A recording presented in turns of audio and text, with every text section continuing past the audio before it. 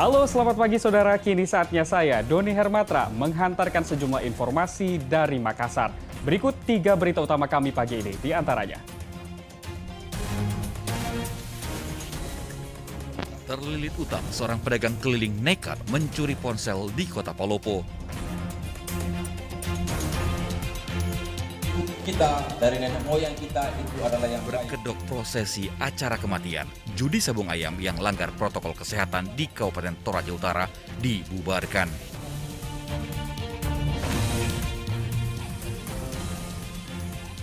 Harga minyak goreng tak kunjung turun dan langka. Bulog Kota Parepare dipanggil anggota dewan.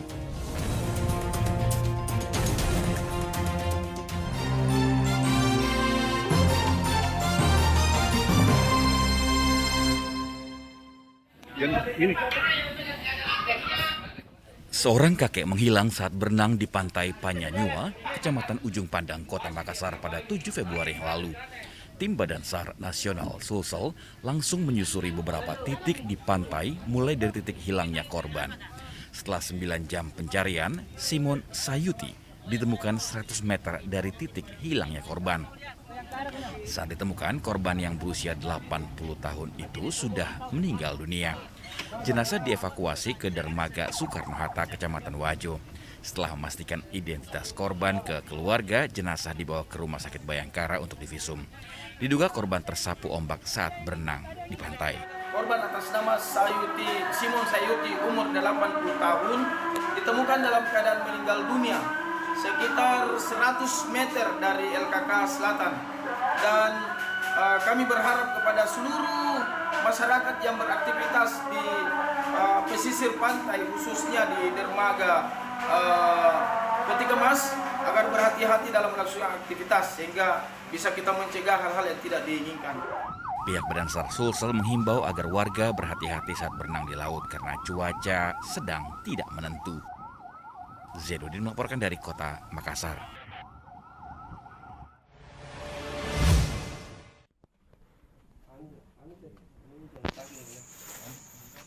Tim Ranger Unit Reskrim Polsek Uara menangkap seorang pedagang keliling di rumahnya di Jalan Batara, Kota Palopo. Rusdin Kasim ditangkap karena mencuri sebuah ponsel di rumah seorang warga. Identitasnya terungkap dari hasil rekaman kamera pengawas di seberang rumah korban. Pelaku masuk ke rumah dengan mengambil ponsel yang ada di ruang tamu. Korban pencuri tidak mengetahui kejadian itu karena sedang berada di belakang rumah. Dari pengakuannya, pelaku terpaksa mencuri karena terlilit hutang yang sudah jatuh tempo. Akhirnya ia nekat mencuri untuk menebus utang tersebut. Diduga pelaku berhasil melakukan pencurian terhadap 1 unit handphone di milik toko korban. Modus daripada pencurian tersebut adanya pinjaman diduga pelaku yang harus terbayarkan, sehingga dengan keadaan terpaksa melakukan pencurian tersebut. Polisi menyita barang bukti ponsel hasil curian, sepeda motor, dan pakaian pelaku yang dipakai saat beraksi.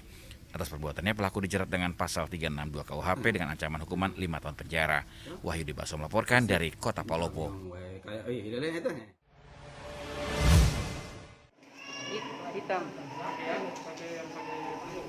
Seorang pemuda di Kabupaten Bulukumba jadi korban digusur temannya saat sedang minum minuman keras bersama. Saat dibawa ke rumah sakit Andi Sultan Daeng Raja, anak panah busur masih tertancap di kepala korban. Korban mendapatkan tindakan medis 7 jahitan di kepalanya. Pelaku yang melarikan diri akhirnya tertangkap. Pelaku mengaku menyerang korban karena merasa terganggu dengan keberadaan korban saat minum minuman keras bersama di Jalan Baronang, Kelurahan Ela-Ela pada Senin siang. Pelaku juga mengaku belajar membuat busur dari internet. Pelaku merasa bahwa wilayahnya, tempat minumnya diambil alih oleh korban. Dari pihak pelaku, dia menjelaskan kalau busur dan KTP yang dia buat ini dia buat sendiri, dia cipta sendiri, dan itu lihat dari YouTube. Pasal yang kami terapkan masih kita masuk gunakan pasal 351 KUHP tentang penganiayaan. Polisi menyita busur, mata panah, serta ponsel pelaku. Pelaku terancam pasal 351 tentang penganiayaan dengan ancaman hukuman 2 tahun 6 bulan penjara. Aksi kriminal pembusur marak terjadi di Bulukumba, bahkan seminggu terakhir terjadi 2 kasus pembusuran. Andi Muhammad Sardi melaporkan dari Kabupaten Bulukumba.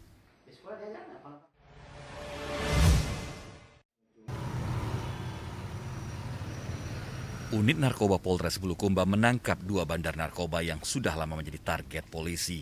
Tersangka RN ditangkap di rumahnya di Dusun Pasimbungan, Kecamatan Kindang beserta barang bukti.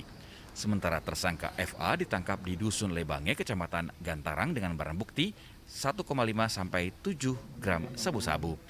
Keduanya mengaku mendapatkan pasokan sabu-sabu dari salah satu pengedar di Kota Makassar dengan harga beli 30 juta rupiah.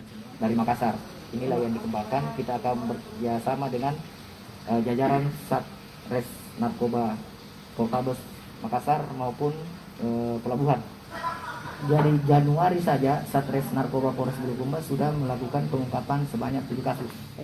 Atas perbuatannya keduanya dikenakan pasal 112 dan 114 Undang-Undang Narkotika dengan ancaman hukuman paling singkat 5 tahun penjara atau paling lama 20 tahun penjara atau hukuman mati. Andi Muhammad Sardi melaporkan dari Kabupaten Bulukumba.